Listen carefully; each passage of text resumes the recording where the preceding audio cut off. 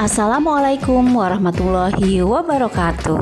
Saya Siti Nurmilansyah, calon guru penggerak angkatan 8 dari SD Negeri 1 Lembur Sawah, Kabupaten Sukabumi. Pada kesempatan kali ini, saya akan menyampaikan koneksi antar materi modul 2.3 coaching untuk supervisi akademik. Mari kita mulai koneksi antar materi kali ini dengan pemikiran reflektif terkait pengalaman belajar. Hal yang saya pelajari dalam modul ini yaitu mencakup beberapa materi konsep yang sejalan dengan pemikiran filosofis pendidikan Ki Hajar Dewantara dan perkembangan pendidikan abad ke-21 yang dikaitkan dengan prinsip berpikir Among, prinsip coaching, kompetensi inti coaching, alur percakapan Tirta, dan supervisi akademik dengan paradigma berpikir coaching. Setelah mempelajari dan mempraktikkan beberapa latihan percakapan berbasis coaching, saya pada akhirnya dapat menguatkan perjalanan pembelajaran saya menjadi seorang pemimpin pembelajaran di sekolah. Selanjutnya, analisis untuk implementasi dalam konteks CGP ada 3 hal. Yang pertama, peran saya sebagai seorang coach di sekolah. Yang kedua, keterkaitan dengan materi sebelumnya, yaitu tentang pembelajaran berdiferensiasi dan pembelajaran sosial emosional. Yang ketiga, keterkaitan keterampilan coaching dengan pengembangan kompetensi sebagai pemimpin pembelajaran. Mari kita bahas satu persatu. Yang pertama, peran sebagai seorang coach di sekolah. Peran sebagai seorang coach di sekolah, saya mencoba menerapkannya dalam proses pembelajaran di kelas terhadap murid-murid saya, juga terhadap guru dan rekan-rekan sejawat ketika kami memerlukan untuk saling berbagi dalam konteks pembelajaran di sekolah. Dalam hal ini, pendekatan yang saya gunakan adalah pendekatan yang diawali dengan paradigma berpikir yang memberdayakan. Pendekatan dengan paradigma berpikir yang memberdayakan ini mutlak diperlukan agar pengembangan diri dapat berjalan secara berkelanjutan dan terarah. Yang kedua, keterkaitan dengan materi sebelumnya, yaitu tentang pembelajaran berdiferensiasi dan pembelajaran sosial emosional. Pada modul 2.1, dalam pembelajaran berdiferensiasi, murid dikelompokkan berdasarkan kebutuhan belajarnya agar dapat memaksimalkan potensi yang dimiliki. Begitu pula dengan praktik coaching yang harus memaksimalkan potensi coachee agar dapat menemukan sendiri alternatif solusi atas permasalahan yang dihadapi.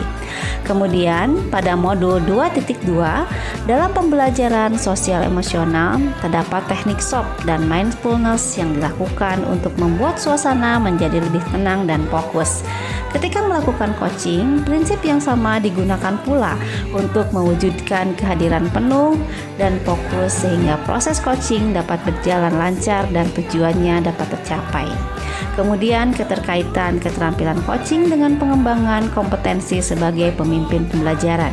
Sebagai seorang guru atau pendidik atau disebut juga pamong, dengan semangat Tutwuri Handayani, maka perlulah kita menghayati dan memaknai cara berpikir atau paradigma berpikir Ki Hajar Dewantara sebelum melakukan pendampingan dengan pendekatan coaching sebagai salah satu pendekatan komunikasi dengan semangat Among atau menuntun. Dalam relasi guru dengan guru, seorang coach juga dapat membantu seorang coachee untuk menemukan kekuatan dirinya dalam pembelajaran. Pendekatan komunikasi dengan proses coaching merupakan sebuah dialog antara seorang coach dan coachee yang terjadi secara emansipatif dalam sebuah ruang perjumpaan yang penuh kasih dan persaudaraan. Itulah pada dasarnya makna dari seorang pemimpin pembelajaran. Yang ketiga yaitu membuat keterhubungan. Yaitu di sini saya akan melakukan refleksi pada 4 hal. Yang pertama, pengalaman masa lalu. Yang kedua, penerapan di masa yang akan datang. Yang ketiga, konsep atau praktik baik yang dilakukan dari modul lain yang telah dipelajari. Kemudian yang keempat, yaitu informasi yang didapat dari orang atau sumber lain di luar bahan ajar PGP. Mari kita bahas satu persatu.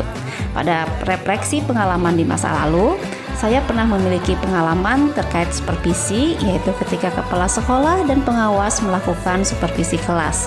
Pada saat itu, proses supervisi yang berjalan hanya sebatas menanyakan administrasi kelas dan tidak lebih dari itu, sehingga proses supervisi itu pun sangat jauh berbeda dari prinsip supervisi akademik yang telah saya pelajari dalam modul 2.3 ini. Yang kedua, penerapan di masa yang akan datang.